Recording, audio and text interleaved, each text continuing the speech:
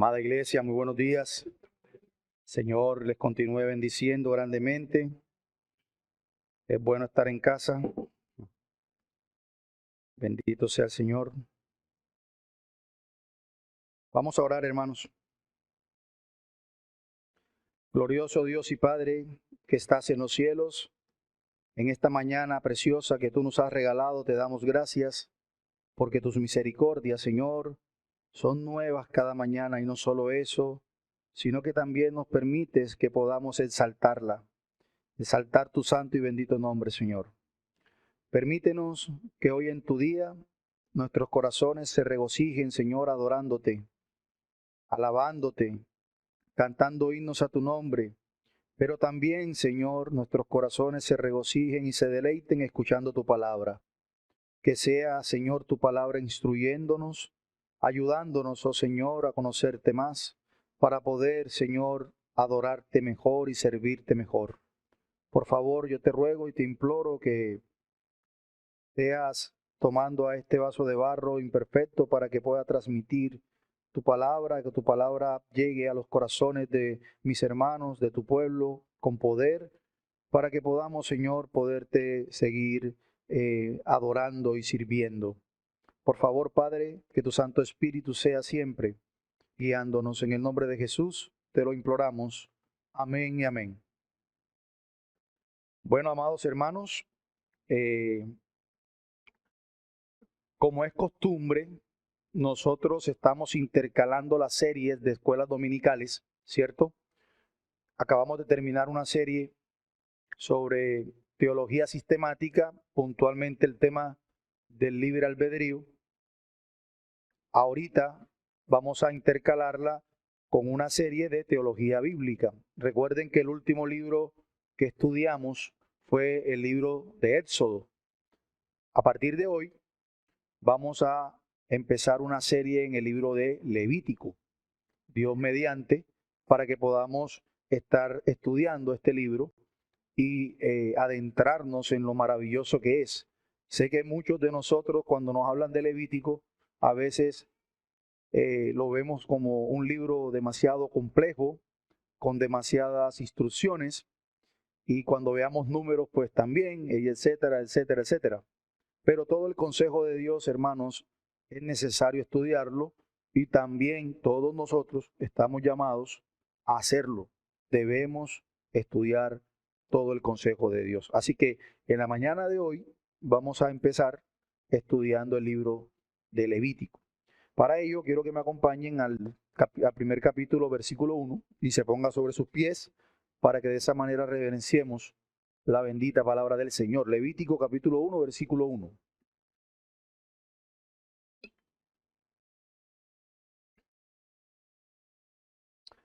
Dice la bendita palabra del Señor. Llamó Jehová a Moisés y habló con él desde el tabernáculo de reunión, diciendo: habla a los hijos de Israel y diles: cuando alguno de entre vosotros ofrece ofrenda a Jehová de ganado vacuno o ovejuno, haréis vuestra ofrenda. Pueden tomar asiento, hermanos. Este libro, del libro de Levítico, hermanos, es el tercer libro del Antiguo Testamento y por supuesto forma parte de lo que conocemos como el Pentateuco, ¿cierto? Que incluye los 5 primeros libros de la Biblia: Génesis, Éxodo, Levítico, Números y Deuteronomio.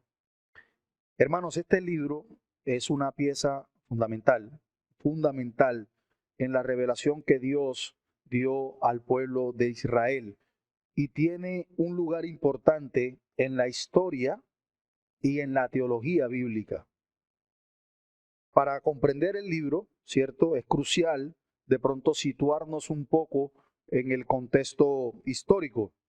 ¿Por qué? Porque recuerden que esto se da después de la liberación milagrosa del Señor al pueblo de Israel de la esclavitud de Egipto. Y esa esclavitud y esa liberación ya la estudiamos, recuerden, en el libro de Éxodo. El pueblo de Israel se encuentra en el monte Sinaí. Fue allí donde Dios entregó a Moisés los 10 mandamientos, las tablas de la ley. Y posteriormente Él va a dar instrucciones. ¿Instrucciones sobre qué? Instrucciones detalladas sobre el tabernáculo, sobre los sacrificios y todo lo demás. Así que el propósito principal del libro de Levítico es establecer un marco importante. ¿Para qué? Para la adoración y la relación entre Dios y su pueblo. Mientras que Éxodo, haciendo de pronto un contraste, narra la liberación del pueblo de Israel y la entrega de las tablas de la ley, Levítico, en cambio, se centra, ¿cierto?, en cómo acercarse a Dios y en cómo vivir en santidad. Así que es crucial, ya que Dios es santo. Él es santo, santo, santo. Y su pueblo, todos nosotros necesitamos aprender cómo relacionarnos con Él adecuadamente. Así que, en cuanto a los temas, podemos decir que el libro de Levítico tiene innumerables temas. Podemos hablar primero de los sacrificios y de las ofrendas. La mayoría de los primeros 9 capítulos de Levítico se centran en los sacrificios y las ofrendas como un medio de acercamiento a Dios y de expiación por el pecado, que por supuesto vamos a ver también una línea crucial de esto con el Evangelio y la obra redentora de nuestro Señor Jesucristo, porque recuerden que todo esto apuntaba a una obra mejor, apuntaba a la obra de nuestro Señor. Pero otro tema también que se aborda en este libro es la pureza y la santidad. Levítico enfatiza la importancia de la pureza, de la santidad en la adoración y en la vida diaria. Eso también lo veremos. Pero también toma gran parte, por supuesto, centrado en la tarea, las funciones de lo que iba a ser el sacerdocio levítico. El libro detalla la consagración de una de las tribus de Israel como sacerdotes y su papel en la administración de todos los rituales religiosos de la nación. Así que digamos que en resumidas cuentas esos son los temas principales que el libro abarca. Por supuesto hay muchas cosas sueltas, pero lo vamos mirando en el camino. Ahora, ¿qué relevancia podemos aprender o pensemos que tiene este libro con nosotros como creyentes? ¿Qué relevancia tiene para nosotros? Aunque este libro, hermanos, puede parecer quizás distante en términos de costumbres y en términos de los rituales y de cómo el pueblo de Israel fue instruido en estos temas antiguos, tiene una relevancia significativa para los creyentes en la actualidad, para todos nosotros. Los principios de pureza, los principios de obediencia, los principios de cómo entender lo que significaban los sacrificios, tienen aplicaciones espirituales profundas y apuntan, como les decía anteriormente, hacia la obra redentora de Cristo, que es más plenamente palpable en el Nuevo Testamento. Así que el contexto es importante. Ahora bien, cuando hablamos de la importancia de los sacrificios y las ofrendas, hoy vamos a abarcar los primeros 9 capítulos, con la ayuda de Dios. ¿Sí se escucha ahí? ¿Mejor? Así que les pido paciencia. Vamos por partes. Como les decía, los primeros 9 capítulos básicamente se centran en la importancia de los sacrificios y de las ofrendas en la adoración del pueblo de Israel. Y en el contexto del Antiguo Testamento, los sacrificios y las ofrendas, digamos que desempeñaron un papel central, un papel vital en la vida religiosa de los israelitas. Eran una parte esencial de su adoración y también era una parte esencial en su relación con Dios. Aquí hay de pronto algunas claves o algunas razones que vamos a poder examinar que resaltaban esas importancias, como por ejemplo la expresión de gratitud y de devoción con relación a los sacrificios y las ofrendas.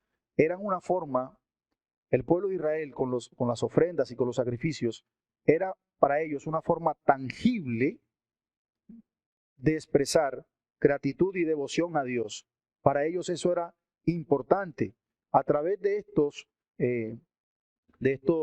estas prácticas, el pueblo estaba reconociendo la bondad de Dios y su dependencia de Él en todas las áreas de su vida. Al ofrecer sus primicias o lo mejor de sus ganados o lo mejor de sus cosechas, ellos estaban demostrando amor y estaban demostrando reconocimiento hacia su Creador y a su Redentor. Por eso, por ejemplo, cuando encontramos en el versículo 3 del capítulo 1, por ejemplo, encontrábamos una instrucción importante con relación a eso. Dice, si su ofrenda es holocausto de ganado, ofrecerá macho sin defecto. Es decir, si le vas a dar algo al Señor, tienes que darle lo mejor. No era lo que pues no te servía o lo que de pronto tenías en menos. No, tenía que ser sin defecto, tenía que ser lo mejor que poseías. Si ibas a ofrecer una ofrenda de holocausto de ganado, ofrecerá macho sin defecto. A la puerta del tabernáculo de reunión lo ofrecerá de su voluntad delante de Jehová.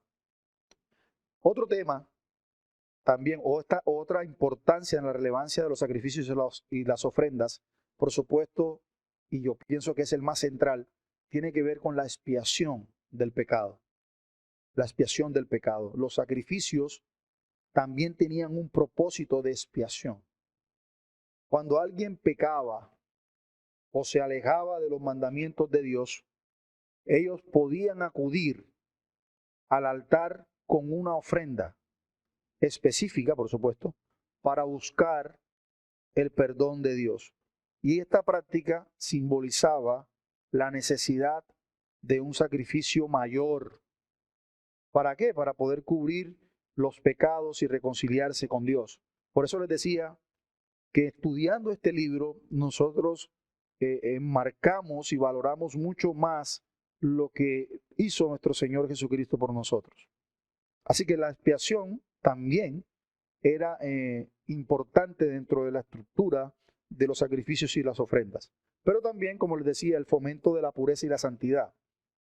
Los rituales de sacrificios, ofrendas, enfatizaban la importancia de la pureza y la santidad de la vida del pueblo de Israel. ¿Cómo era eso? Antes de ofrecer un sacrificio, se requería que la persona se purificara para poderse acercar a Dios con un corazón limpio y reverente. Y esto le recordaba que Dios, por supuesto, es santo, santo, santo.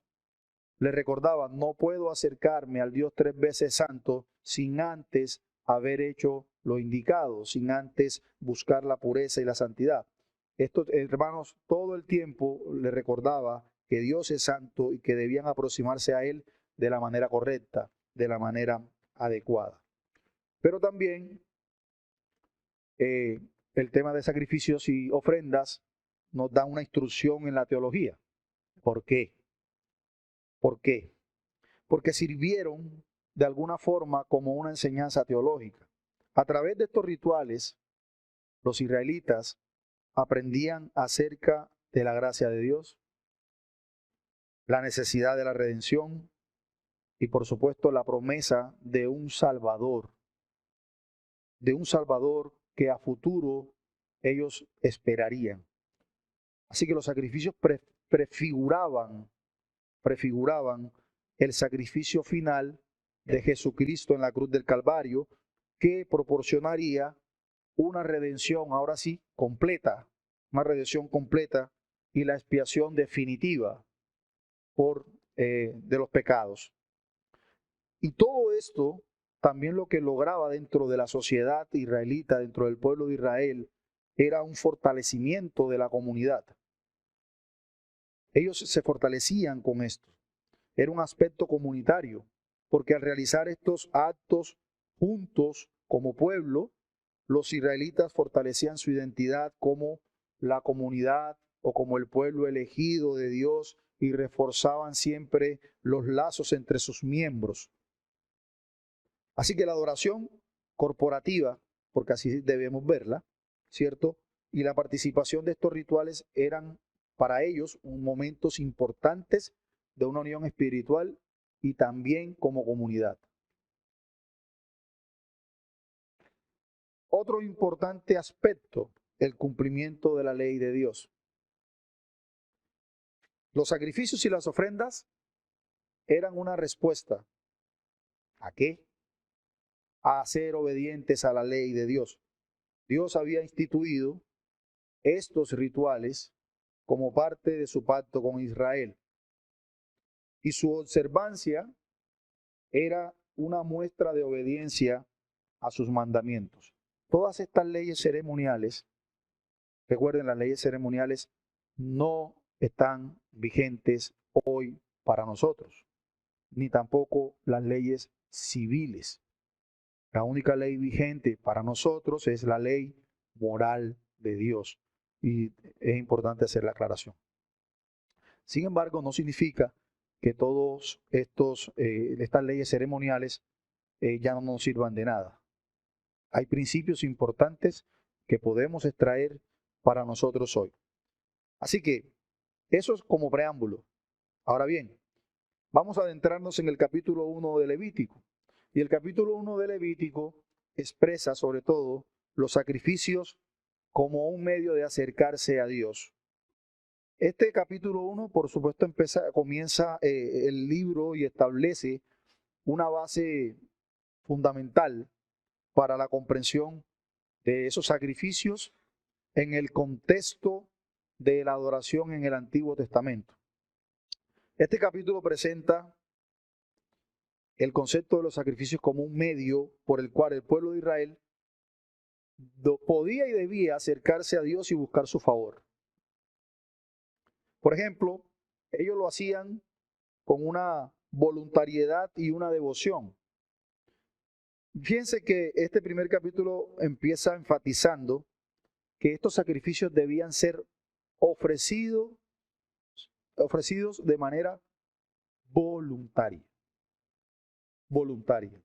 por aquellos que deseaban acercarse a Dios. Y esto subraya la importancia de la devoción y el deseo de estar en comunión con Dios. No era algo forzado, era algo que se pedía la persona hiciera voluntariamente. Nadie estaba siendo forzado a presentar un sacrificio. Más bien se esperaba que aquellos que lo hicieran de corazón.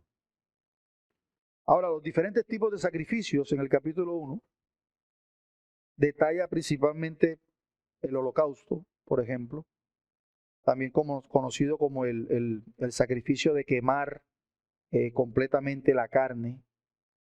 Y este tipo de sacrificio se entregaba un animal sin defecto, podía ser una paloma, podía ser una oveja, ¿cierto? Una tórtola, un animal sin defecto para ofrecerlo en el altar delante del Señor.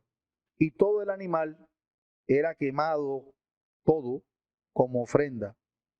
Este acto simbolizaba la dedicación total al Señor y le recordaba al pueblo de Israel que todo lo que tenían, absolutamente todo, provenía de Dios. En cuanto a los pecados de omisión y comisión, el capítulo 1 también destaca que los sacrificios no eran solo para los pecados de comisión. ¿Cuáles son los pecados de comisión? Las acciones pecaminosas, sino también para los pecados de omisión. ¿Y cuáles son los pecados de omisión? Fallas en cumplir con los mandamientos de Dios. Bueno, esto enseñaba al pueblo de Israel a que la adoración y la relación con Dios requería de una conciencia continua de su pecado. Tener presente, soy pecador y tengo una gran necesidad de perdón y tengo una gran necesidad de ser purificado. Todo el tiempo presente. Y en cuanto a la obediencia y la pureza, el capítulo 1 también muestra la importancia. Se requería que el animal sacrificado fuera sin defecto. Repito, lo que simbolizaba, otra vez, una ofrenda perfecta para acercarse a un Dios perfecto. Necesitábamos una ofrenda perfecta para acercarnos a un Dios perfecto.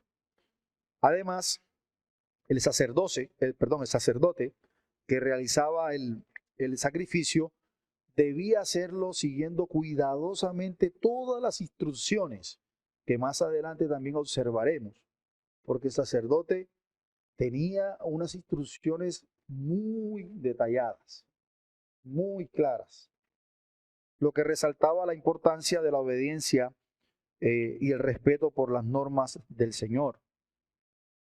Eh, Ustedes recordarán el caso de Nadab y Abiú, ¿cierto? Bueno, eso es un ejemplo de lo celoso que es el Señor y lo que mostraba con el detalle de las cosas en sus sacrificios. Ahora, en cuanto a la aplicación teológica, por ejemplo, desde una perspectiva bíblica, ¿cierto? Desde una teología bíblica, podemos ver ese capítulo 1 de Levítico como un precursor de toda la obra de Jesucristo en el Nuevo Testamento. Jesucristo, como el Cordero de Dios sin mancha, se ofreció con un sacrificio perfecto y completo. ¿Para qué? Para la expiación de nuestros pecados. La obediencia de Cristo y su pureza, ¿cierto?, son fundamentales para nuestra reconciliación con Dios. Y esa es, digamos, la aplicación bíblica de ese primer capítulo. En cuanto a los tipos de sacrificios y ofrendas en Levítico, lo vamos a encontrar desde el capítulo 2 hasta el capítulo 7. ¿Qué encontramos en esos capítulos? Los tipos de sacrificios, los tipos de ofrendas que el Señor demandaba. Y detalla varios tipos de sacrificios y ofrendas que los israelitas debían ofrecer a Dios como parte de su adoración y búsqueda, ¿cierto?, del perdón. Ellos tenían, cada ritual tenía un significado profundo y también apuntaba hacia la obra redentora de nuestro Señor Jesucristo. Por ejemplo, el holocausto. El holocausto era también conocido como el sacrificio de quemar completamente la carne del animal o quemar todo el animal, como habíamos hablado, pero era una ofrenda completamente consumida por el fuego en el altar. ¿Y qué simbolizaba eso? Simbolizaba la entrega total de uno mismo a Dios y la purificación de nuestros pecados. El animal sin defecto representa la perfección de Cristo, quien se ofrecía como sacrificio perfecto en el Nuevo Testamento. Por ejemplo, el otro tipo de ritual, la ofrenda de grano que encontramos en Levítico capítulo 2. Todo eso, Levítico capítulo 2 hace referencia a todo el tema del grano. Por ejemplo, dice en el capítulo 2, versículo 13, y sazonarás con sal toda ofrenda tuya, y no dejarás faltar a tu ofrenda de grano la sal del pacto de tu Dios. En todas tus ofrendas ofrecerás sal. Ese capítulo 2 habla enfáticamente de la ofrenda del grano. Y la ofrenda del grano consistía en harina, aceite e incienso. Y se ofrecía como una ofrenda de gratitud. ¿Qué representaba esta ofrenda de grano? Representaba la provisión de Dios y la respuesta de gratitud y adoración del pueblo. Eso representaba. Y por supuesto, desde una perspectiva bíblica, esto anticipaba la gratitud de los creyentes o la gratitud que los creyentes expresarían por la provisión de la salvación a través de Jesucristo. Entonces, fíjense la importancia de entender el significado en el contexto de la ofrenda de grano, así como la ofrenda del holocausto. En el capítulo 3, básicamente enfatiza todo lo que es el sacrificio de paz. Por ejemplo, dice el capítulo 3, versículo 16. Y el sacerdote lo quemará sobre el altar, pan de ofrenda será por fuego, de olor grato a Jehová. El sacrificio de paz era una ofrenda de comunión con Dios y también con otros creyentes. Y generalmente se compartía en una comida festiva. Podía ser Pentecostés o podía ser la fiesta de los panes sin levadura, etc. Por lo general se hacía. Ahora bien, ¿qué representaba esa ofrenda de paz? Representaba la reconciliación, por supuesto, y la paz que se experimenta con Dios y con los demás a través de la redención. Y nosotros, pues, entendemos que esto prefiguraba la paz y la comunión de nosotros como creyentes hoy tenemos con Dios a través de Jesucristo. En el capítulo 4 de Levítico se habla sobre la ofrenda por el pecado.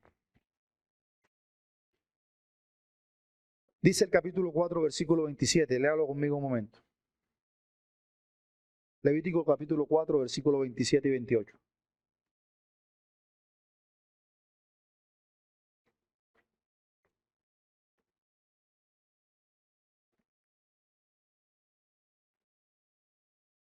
Levítico capítulo 4, versículos 27 y 28. Dice la palabra del Señor. Si alguna persona del pueblo de la tierra pecare por yerro, haciendo alguna de las cosas que no se han de hacer, y pecare, si su pueblo se hiciere notorio, traerá como ofrenda una cabra sin defecto por su pecado que cometió. Entonces, ese capítulo 4 que habla de la ofrenda del pecado era ofrecida por aquellos que habían pecado involuntariamente y servía para obtener el perdón y la purificación. ¿Qué prefiguraba esto? Nuevamente, prefiguraba la necesidad de un sacrificio para la expiación del pecado. Nosotros reconocemos que Jesucristo es el sacrificio definitivo, ¿cierto? Que perdona los pecados de una manera completa y para siempre. Y ese capítulo 4 enmarca ese tipo de sacrificios o ese tipo de ofrendas. El capítulo 5 y 6 va a hablar de la ofrenda por la culpa. Por ejemplo, dice el capítulo 5, versículo 5. Cuando alguno pecare en alguna de estas cosas, confesará aquello en que pecó. Ofrenda por la culpa. Levítico 6, 13. La presente será de Aarón y de sus hijos, la cual ofrecerá a Jehová el día en que él fue ungido, la ofrecerá a Jehová perpetuamente por sus descendientes, por estatuto perpetuo, hablando también de la confesión de la culpa. Entonces, la ofrenda por la culpa se presentaba como alguien que había cometido un pecado grave o había defraudado a otra persona. Y también este tipo de sacrificio señalaba, ¿cierto?, la responsabilidad, la importancia de la responsabilidad y la importancia de la reparación en el contexto del pecado. Yo pequé contra ti, yo no solo lo confieso, sino voy y busco cómo reparar lo que hice. En ese contexto se manejaba. Y por supuesto, desde nuestra perspectiva, nos muestra la necesidad de la restauración que Cristo proporciona a través de su sacrificio en la cruz. Eso marcaba el capítulo 5, el capítulo 6. ¿Hasta aquí vamos bien? ¿Sí? Perdonen que no me meta a todos los capítulos y lea todos los versículos porque no nos acaba la escuela. Esa es la dificultad que tenemos, ¿cierto, hermanos? Cuando estudiamos los libros del Antiguo Testamento y que son también muy, muy extensos. En el capítulo 7 de Levítico vamos a encontrar la ofrenda de la consagración. Ofrenda de la consagración. Dice el capítulo 7, versículo 12. Si la ofreciere por acción de gracias, ofrecerá con la víctima de acción de gracias panes sin levadura, amasados con aceite, y hojaldres sin levadura untados con aceite, y flor de harina frita con aceite. Esta ofrenda de la consagración se ofrecía básicamente, hermanos, para dedicar a alguien al servicio al Señor como en el caso de los sacerdotes. O sea, si iban a ofrecer a su hijo como alguien que le iba a servir al Señor, o lo iban a ungir o algo, siempre usaban este tipo de ofrenda, la ofrenda de la consagración. Estaban consagrando a esa persona al servicio al Señor. Parecido con lo que vimos con Samuel, ¿cierto?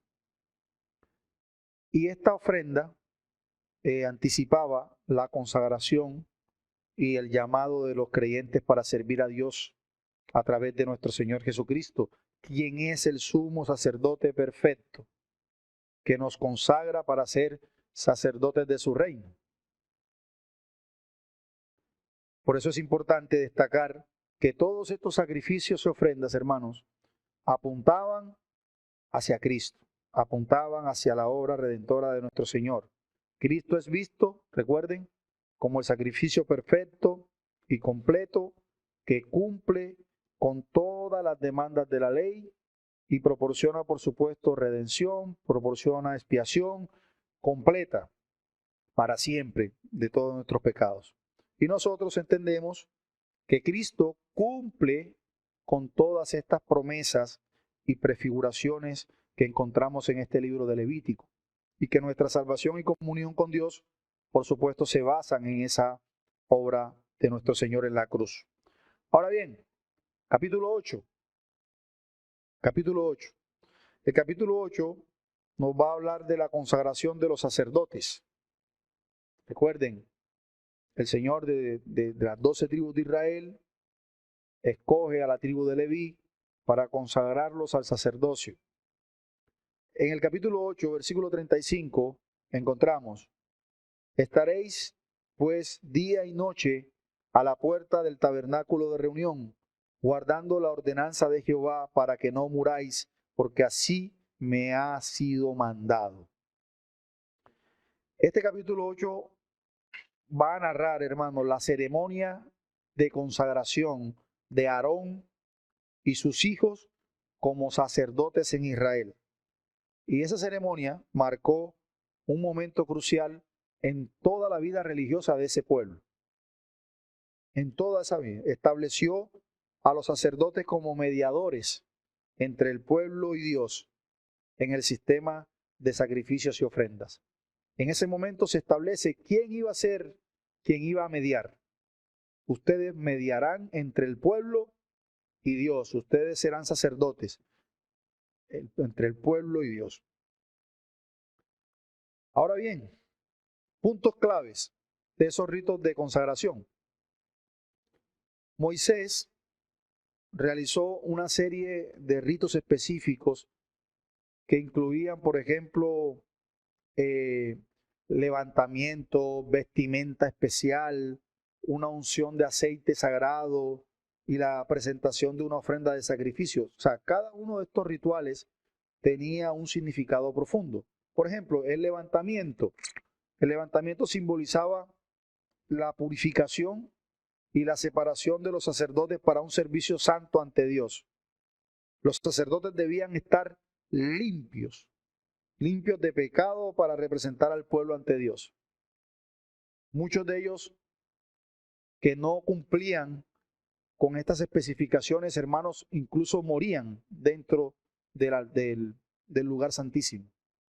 Muchos de ellos murieron, nunca salieron. Entonces era importante el levantamiento. Ahora, la vestimenta especial. Los sacerdotes fueron vestidos con ropas especiales que simbolizaban su función como ¿qué? Como mediadores. Ellos debían estar limpios de pecados, pero también debían estar bien vestidos con una ropa especial que los distinguiera como mediadores. Esto recordaba que los creyentes, nos recuerda a nosotros como creyentes el papel exclusivo y la responsabilidad que tuvo Cristo ante Dios. Otro tema era la unción del aceite. La unción del aceite. La unción con aceite era un acto de consagración y que señalaba también la llenura del Espíritu Santo. Eso simbolizaba más o menos. Los sacerdotes necesitaban el poder y la guía del Espíritu para llevar a cabo todas sus tareas, todas sus cosas. Así que la unción del aceite era un elemento importante dentro de esa consagración. Pero también la ofrenda de sacrificio, que ya hablamos un poco de ella. Se presentaron ofrendas de sacrificio, incluyendo un becerro como ofrenda por el pecado y un carnero como ofrenda de holocausto, que enfatizaba la importancia de expiar los pecados antes de ir a mediar con el pueblo con Dios. Es decir, que el sacerdote primero expiaba sus pecados para que luego, estando limpio, podía ir en representación del pueblo a mediar por el pueblo. Así funcionaba. Ahora, la relación entre sacerdotes y el pueblo. Los sacerdotes fueron separados, recuerden, separados, fueron consagrados para el servicio en el tabernáculo. La tribu de Leví no trabajaba, ellos eran sacerdotes. Actuaban como mediadores entre Dios y el pueblo. Esa era su función, ese era su trabajo. Esto representaba una jerarquía religiosa en el pueblo de Israel, donde los sacerdotes tenían el papel especial de la adoración y el papel especial en los sacrificios. Nosotros, por supuesto, esto apunta a la idea del sacerdocio universal de nosotros como creyentes, de nosotros que estamos en Cristo. Esto significa que todos nosotros como creyentes tenemos un acceso directo a Dios a través de Jesucristo. Recuerden que antes solo podía entrar al lugar santo y al lugar santísimo los sacerdotes. Luego de la venida de Cristo, ese velo se rasgó en dos, permitiéndonos a nosotros un libre acceso al Padre. Cada uno de nosotros en Cristo somos sacerdotes con un acceso directo a Dios a través de Jesucristo. Ya no necesitamos intermediarios humanos como los sacerdotes para poder acercarnos a Dios, cosa que sí era necesaria en el Antiguo Testamento y que nos narra este libro de Levítico. Era necesario un intermediario humano, en este caso el sacerdote, para que pudiera mediar, para poderse acercar a Dios. La consagración de los sacerdotes en este capítulo 8 de Levítico es relevante en su contexto. Es relevante. Ahora bien, nosotros podemos ver todo este tema de la consagración de los sacerdotes nuevamente con el papel único y supremo como sacerdote de nuestro Señor Jesucristo, quien fue perfecto y sin mancha, cumplió todas las funciones del servicio, del sacerdocio, levítico. Todo. Como resultado, nosotros como creyentes ahora tenemos acceso directo a Dios el Padre a través de Él como sumo sacerdote. Y no, recuerden, necesitamos más intermediarios humanos. Algo parecido para que entendamos, en la práctica se hace con lo que la Iglesia Católica aún hace. Cuando una persona va al confesionario, ¿cierto? Está haciendo más o menos algo parecido a lo que el pueblo de Israel hacía con el sacerdote. Allá el pueblo llegaba, el sacerdote intermediaba con Dios. Acá en la práctica católica romana, el pecador llega y se confiesa con el sacerdote, quien va a mediar en ese momento entre él y Dios. Entonces, eso tira al piso, pisotea la obra de Cristo. No necesitamos intermediarios humanos. Si debemos confesar un pecado, debemos confesarlo al Señor, sin ninguna mediación de ningún sacerdote. Cristo es nuestro sumo sacerdote eterno. Así que el capítulo 8, hermanos, resumiendo un poco, trata de todo lo que es la consagración del sacerdocio levítico. ¿Ok? Ahora bien, capítulo 9 va a hablar de la manifestación de la gloria de Dios. Por ejemplo, dice el capítulo 9, versículo 6, y Moisés dijo, esto es lo que Jehová ha mandado que hagáis, y la gloria de Jehová se os aparecerá. Versículo 24, y fuego salió delante de Jehová y consumió el holocausto con la grosura sobre el altar, y viéndolo todo el pueblo, alabaron y se postraron sobre sus rostros. Este capítulo 9, hermanos, narra el momento culminante de la consagración de Aarón y de sus hijos como sacerdotes, ¿cierto? Pero también nos muestra que habían unas instrucciones importantes.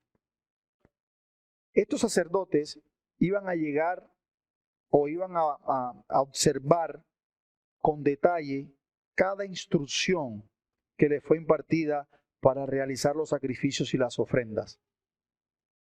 Tanto así que a través de la tradición oral, ellos todo el tiempo le recordaban la importancia de seguir a detalle cada instrucción. Moisés como líder, él supervisó el proceso, asegurándose que todo se hiciera según lo ordenado por Dios.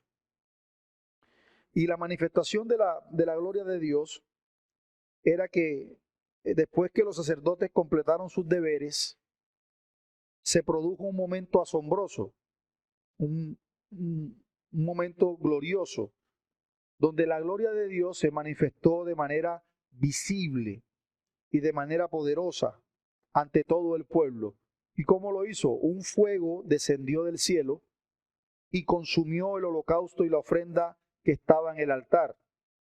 ¿Y eso qué indicaba? Indicaba que Dios había aceptado el sacrificio. Y lo hizo visible para que el pueblo entendiera que Dios estaba aceptando ese sacrificio. Y por supuesto, ante esa manifestación de la gloria de Dios, ¿qué pasó? El pueblo cayó rostro en tierra y adoró a Dios, reconociendo la santidad, reconociendo su poder, y ellos experimentaron un profundo temor y una profunda reverencia en ese momento.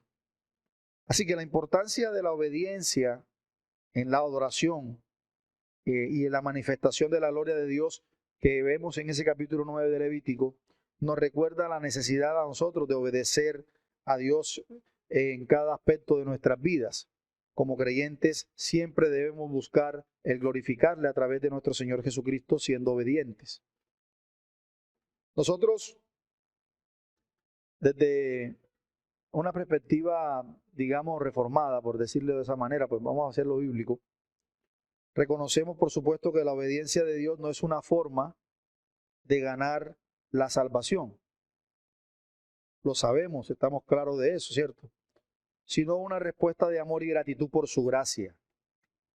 Nosotros buscamos obedecer no para ganar nuestra salvación, sino como una respuesta en amor de Dios por todo lo que Él ha hecho por nosotros en Jesucristo. Entonces, siempre es importante reconocerlo. Al igual que los sacerdotes obedecieron las instrucciones divinas, nosotros obedecemos a Dios o tratamos y nos esforzamos de hacerlo para manifestar o para agradecer el amor y la devoción a Él por lo que ha hecho Cristo en nosotros. Cuando nosotros obedecemos a Dios, le glorificamos, ¿cierto? Le glorificamos y también reconocemos que somos suyos, reconocemos su señorío sobre nosotros, al igual que los sacerdotes en Levítico 9 reconocían el señorío de Dios. Así que también entendemos que todo esto que marca también el servicio, la función o el trabajo de sacerdote de nuestro Señor, sacerdote perfecto de nuestro Señor, quien al final pues logra su objetivo específico, que era expiar y perdonar los pecados de sus elegidos.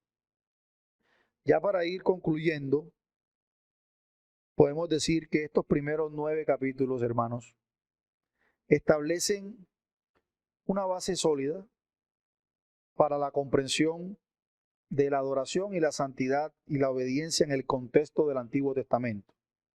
Cómo Dios requirió a su pueblo el acercarse a Él, cómo Dios requirió a su pueblo el prepararse para acercarse a Él, y que todo eso apuntaba, por supuesto, a que entendiéramos los estándares muy altos de Dios. Estándares que solo los podía cumplir nuestro Señor Jesucristo. Ningún sacerdote humano, hermanos, estaba muy lejos de cumplir esos estándares. Esos estándares apuntaban al único que sí podía cumplirlos, nuestro Señor Jesucristo. Así que estos primeros 9 capítulos nos enseñan eso, sobre la adoración, sobre la obediencia, sobre la gloria de Dios, y dejan un fundamento claro para que nosotros podamos comprender el Evangelio de una mejor forma, porque Jesucristo cumple y transforma estas verdades en la vida de cada uno de nosotros como creyentes. Vamos a orar y tenemos aportes y preguntas sobre estos 9 capítulos. Padre amado, te damos gracias por tu palabra. Señor, perdona mi incompetencia, Señor, que eso no sea obstáculo para que tu palabra llegue a nuestras vidas y podamos ponerla por obra. Siempre ayúdanos a conocerte más, Señor, y también ayúdanos a poderte servir mejor. Gracias, Padre, en el nombre bendito de Jesús. Amén y amén. Aportes, hermanos. Preguntas. Sé que son 9 capítulos, pero no hay forma de que podamos abarcarlos sin en el tiempo que alcance. Traté de ser lo más sucinto posible. Aportes o no, todo claro. Como dice el pastor Pedro, el hermano Luis. Bueno, hermanito, usted hizo mención de las leyes que existían en el pueblo de Israel. La ceremoniales. ceremonial.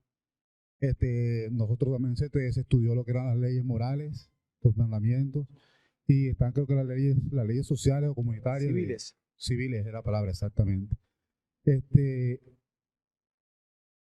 Hay una enseñanza, no sé qué tan cierto, o sea, hacia allá que va la pregunta, sobre el diezmo, de unos hermanos pentecostales que enseñan que el diezmo hace parte de la ley moral.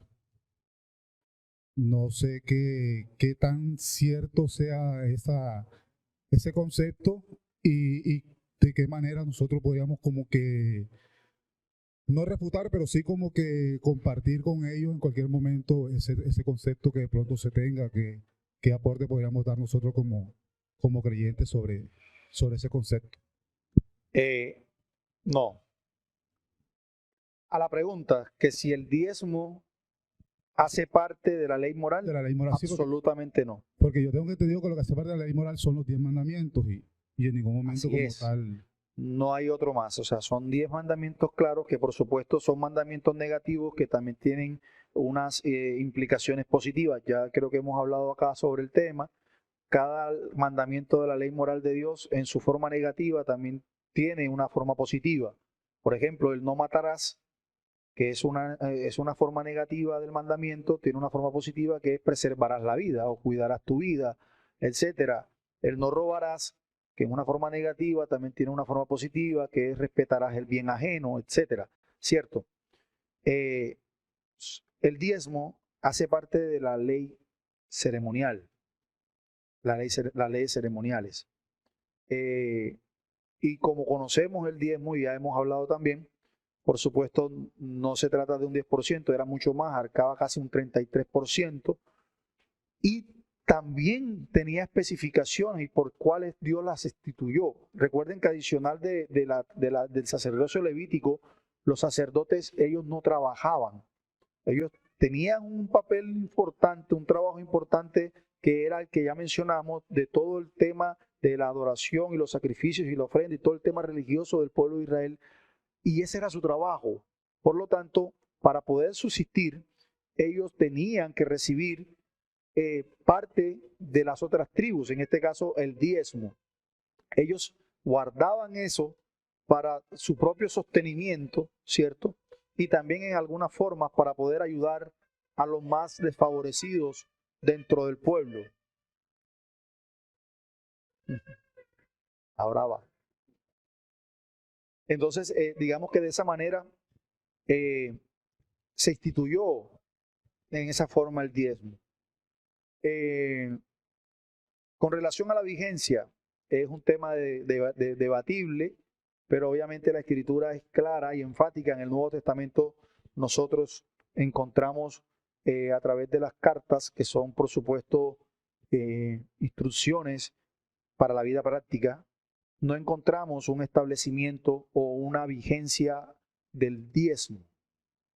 Encontramos que el principio cambió y el principio ya no es un porcentaje, el principio es la generosidad de cómo Dios te había prosperado.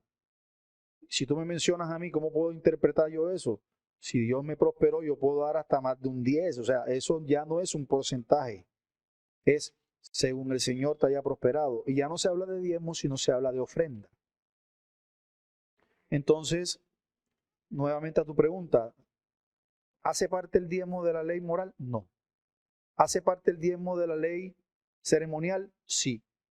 Y como no está vigente la ley ceremonial, por supuesto no está vigente el diezmo para nosotros como creyentes hoy.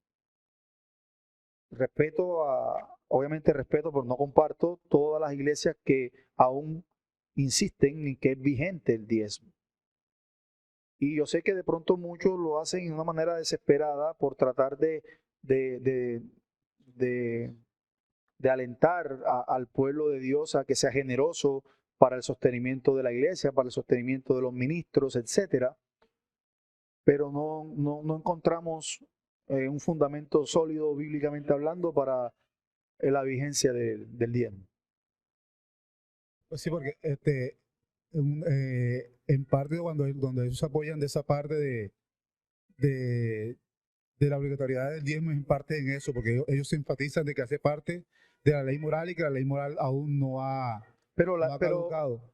Disculpe, pero esos que dicen de la ley moral, ¿cómo sustentan eso bíblicamente? Ellos lo sustentan, ¿a dónde voy? Y ellos lo sustentan en el texto de Malaquías, que como Malaquías dice que le han robado a Dios porque no han diezmado, porque no han dado los diezmos y la ofrenda. Entonces ahí es donde lo considero querido hermano y amigo en el Señor y amigo, enfatizan eso. No sé si sea únicamente él o un cierto grupo de pentecostales o toda la iglesia pentecostal como tal. Enseña esa parte de que como Malaquías enseña de que le han robado al Señor porque no le han dado los diezmos y las ofrendas. Entonces concluyen de que por tal razón hace parte de la ley moral. Y como parte de la ley moral, aún no ha caducado. O sea, obviamente, en eso yo siempre tuve varias como que diferencias con él porque, o sea, para mí no era lógico, o sea, ese concepto, esa enseñanza. Entonces, por todo modo quería yo como que confirmarlo o darlo a conocer a los hermanos para que se pongan. Sí.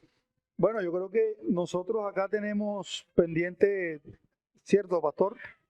El tema dentro de los temas, incorporamos el diezmo, ¿cierto? Sí, acá vamos a tener, si Dios nos lo permite, la oportunidad de profundizar en esos temas.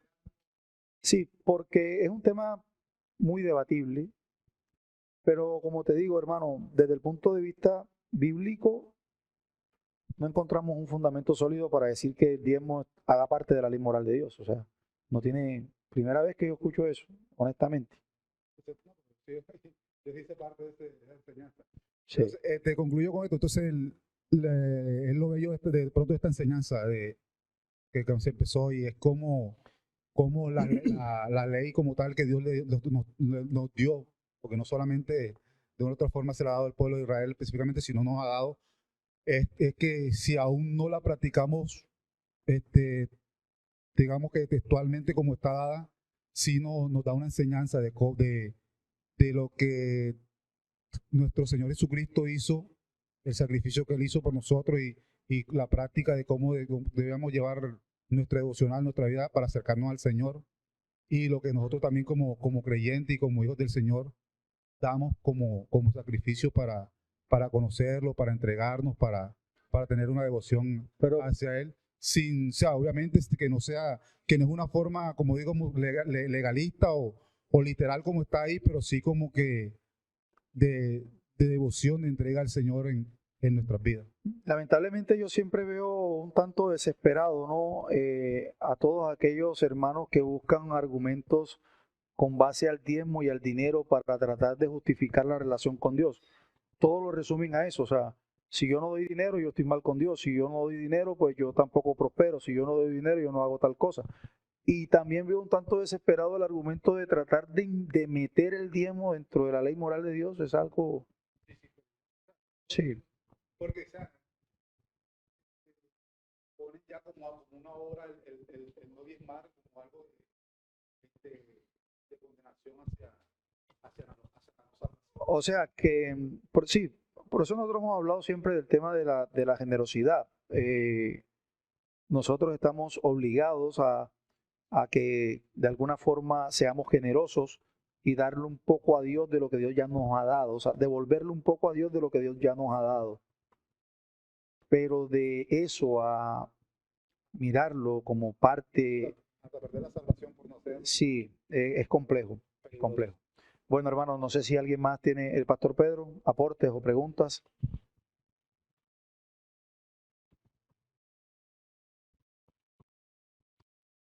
Bueno, Iglesia, un, un aporte, volviendo al tema de Levítico, que es el que se está tocando hoy. Un aporte que tiene que ver precisamente con la ubicación del libro de Levítico. Porque cuando nosotros miramos nuestra Biblia, sabemos que los primeros 5 libros que fueron escritos por Moisés y que el pueblo de Israel hasta el día de hoy tiene como su fuente del Antiguo Testamento, podemos mirar el orden y darnos cuenta que de los 5, en el medio de los 5 está escrito Levítico y tiene un propósito. Incluso el mostrar todo el proceso de cómo los levitas son ordenados, cómo son establecidos como la nación o como el pueblo sacerdotal, pues nos lleva a mirar a Cristo en todo. Incluso ese término medio en los 5 libros del Pentateuco, esa ubicación muestra a Cristo desde el capítulo 1, como muy bien lo enseñaba el pastor, hasta el último capítulo. En todos esa manera de ofrecer al Señor sacrificio, esa manera ahí vemos cómo se están mostrando a Cristo a futuro, y así debemos estudiar ese libro teniendo en base el Evangelio, teniendo a Cristo como el centro del libro de Levítico, aun cuando Moisés al escribirlo nunca conoció a Cristo, pues sí mostraba a Cristo. Y es fundamental que al estudiar el libro tengamos presente el Evangelio.